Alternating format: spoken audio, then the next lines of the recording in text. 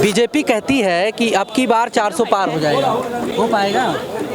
मैं ये कैसे बता सकती हूँ, वो तो डिपेंड करता है इलेक्शन के रिजल्ट्स पे कि वो क्या होता है, कैसे होता है। लोगों का नैरेटिव भी तो मीडिया ही बना रही है, तो लोगों का विचार मीडिया लेके नहीं जा रही है, मीडिया का विचार लोग लेके जा रहे हैं और मीडिया को कोई और ओन कर रहा है जिसकी पावर बोल रही है। कौन ओन कर रहा है फिर? अगेन बहुत सारी पावर्स हैं, वो कोई एक पावर का नाम नहीं है जितनी।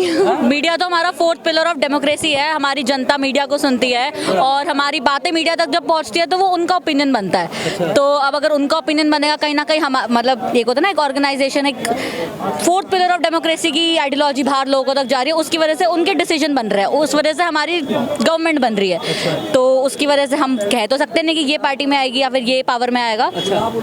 24 का इलेक्शन में आपके हिसाब से क्या होना चाहिए? 24 के इलेक्शन में 24 के इलेक्शन में क्या होना चाहिए? आपको वोट देने से पहले ये देखना चाहिए कि आपके एरिया में कौन अच्छा काम कर रहा है। ठीक है, जो अच्छा काम कर रहा है वो किसी भी पार्टी का हो, आपको उसको वोट देना चाहिए। ठीक है, आपको ये देखना चाहिए कि आपके 10 साल में हमारी जीडीपी ग्रोथ कितनी है, हमारी प्रेस का फ्रीडम इंडेक्स कितना है।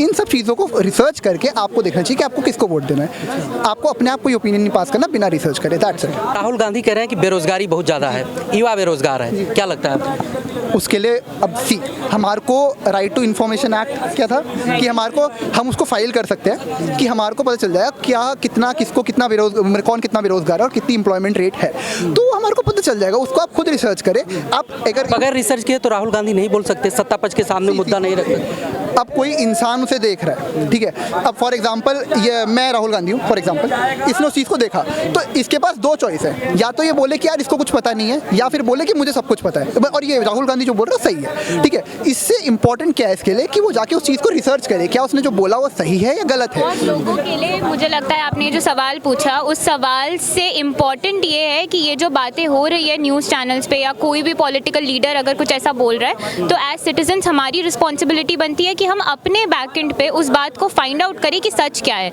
ना कि बस बिलीव करने जो हमें दिखाया जा रहा है। वो हमारा रिस्पॉन्सिबिलिटी, और मुझे लगता है मीडिया को भी वही प्रमोट करना चाहिए रादर देन आस्किंग कि कौन जीतेगा कौन नहीं जीतेगा, because that doesn't matter. What matters is we. अगर मीडिया, जैसे आपने कहा, जैसे हम पब्लिक ओपिनियन ले रहे हैं, लेकिन मान लिया आप तीनों लोगों से बात हम कर रहे हैं, अगर स्पष्ट तरीके से आप लोग अपने बातों को नहीं रखेंगे तो फिर हम किस प्रकार का जो है रिजल्ट रखें लोगों के बीच? आप जिनकी बातें ले रहे हैं उन्होंने कभी उस चीज़ को रिसर्च करा नहीं है, मैक्सिमम ने, तो वो भी तो एक अस्पष्ट वही हो गया। उनका ओपिनियन क्या है? अच्छा मैंने ये सुना, आज मैंने ये सुना, मैं ये बता रहा हूँ, आज मैंने ये सुना, ये बता रहा हूँ, इस लीडर ने ये बोला, आज मैं ये बता रहा हूँ, तो उनका तो वही ओपिनियन ना। हमने रिसर्च कर रखा है। पब्लिक ओपिनियन की बात हम कर रहे हैं, पब्लिक ओपिनियन की बात कर रहे हैं। पब्लिक ओपिनियन, अब एक्चुअल में आप चाहते हो कि हम अपना पब्लिक ओपिनियन शेयर कर दें, ये चाहते हैं आप क्यों नहीं भाई? तो एक्चुअली क्या है, मेरा ना कोई ओपिनियन नहीं है। मेरा ओपिनियन ये है कि मैं मतलब ओपिनियन नहीं, मैं एक आइडिया दूंगा सबको कि वोट देने से पहले आप अपनी कंट्री का डेवलपमेंट देख लो, कहाँ से कहाँ पे आया है। सबसे पहली बात कि हमारी जनता, मतलब हमारे देश में क्या हो रहा है, किस तरीके से हो रहा है, कितने प्रतिशत हो रहा है, वो सबको ध्यान में रखते हुए हम अपनी सरकार डिसाइड करें, क्योंकि अगले 5 साल के बाद हमसे यही सवाल होगा कि आपकी सरकार ने आपके लिए क्या किया, और फिर हमारा सेम जवाब होगा आप अपने फैक्ट्स चेक करिए। तो खाली ये बोलना कि पब्लिक ओपिनियन क्या, क्योंकि फिर वही वाली बात है, जो इंसान का नेचर ऐसा होता है कि कोई कुछ बोलता है तो उसको वो चीज़ समझने लगती है, हम उस चीज़ को मानते हैं। तो अगर हम कुछ चीज़ को मतलब जिसे कहते हैं ना लीगलिटी पे या फैक्ट्स के बेसिस पे नहीं देखेंगे तो हमें पता ही नहीं चलेगा कि कोई क्या बोल रहा है। कोई सच भी बोल सकता है, कोई झूठ भी बोल सकता है, इलेक्शन इधर भी हो सकता है, इलेक्शन उधर भी हो सकता है, कोई भी पार्टी पावर में आ सकती है ना।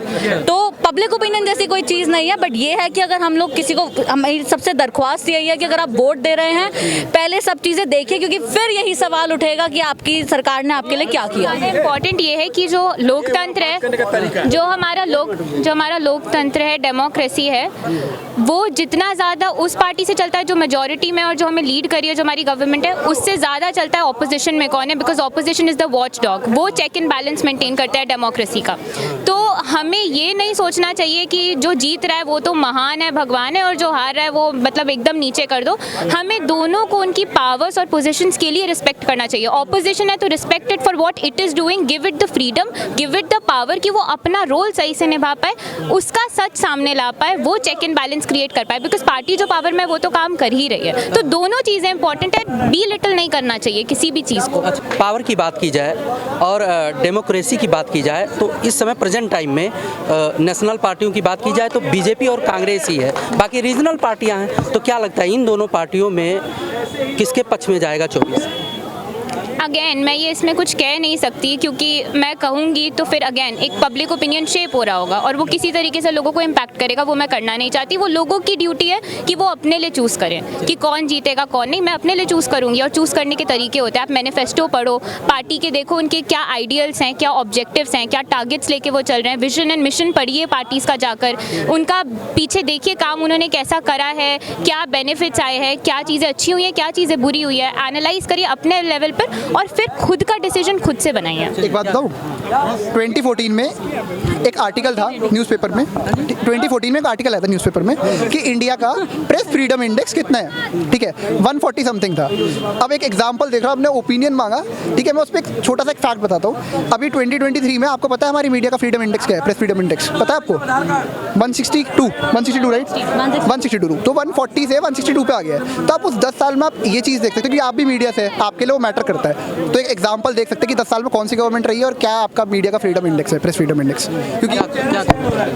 मैं इसी बात को सपोर्ट करती हूँ कि जो प्रेस का फ्रीडम होता है ना, वो बहुत मायने रखता है, किसी भी इंसान के लिए बहुत मायने रखता है, क्योंकि कहीं ना कहीं मैंने जैसे कहा 4th पिलर ऑफ डेमोक्रेसी पूरी आवाम देख रही है, पूरी दुनिया देख रही है। और अगर हम ही यहाँ पे कुछ ना कुछ अपना ओपिनियन बना के बोलेंगे और अगर हम ही फैक्ट चेक नहीं करेंगे तो वो हमारे साथ साथ और लोग लिए भी गलत है जिनको हम इन्फ्लुएंस कर रहे हैं। और इंट्रोडक्शन में अभी हमने सबसे पहले यही चीज़ बोली कि हम जर्नलिस्ट हैं, हम जर्नलिज्म स्टूडेंट्स हैं, BJMC पढ़ रहे हैं हम लोग। तो अगर हम ही ओपिनियन बनाने लगे बिना फैक्ट्स दिए, ऐड आया था क्या चल रहा है, फॉग चल रहा है, वर्ड ऑफ माउथ। तो जितना आप कोई चीज़ बोलोगे लोग ना चाहते हुए भी उसको मान लेंगे और वो बोलना सही नहीं है। तो बस बात उतनी सी है कि वो हमें लोगों को बोलने के लिए छोड़ देना चाहिए। बाद में अब समझ में आए ये इन लोगों का इतना नॉलेज है। देखिए I am listen baby, I am illiterate person. मैंने हमको समझ में नहीं आया आप इतना जो बात बोले हैं कि हमारे समझ से बाहर है, क्योंकि आई एडुकेटेड टिल क्लास 6, ज़्यादा पढ़ाई लिखाई नहीं किया। तो आप जितना स्टैंडर्ड वाला बात बोले हैं, हम यहाँ पर 3 घंटा से ऐसा हम नहीं देखा अभी तक, नहीं देखा। And God bless you again.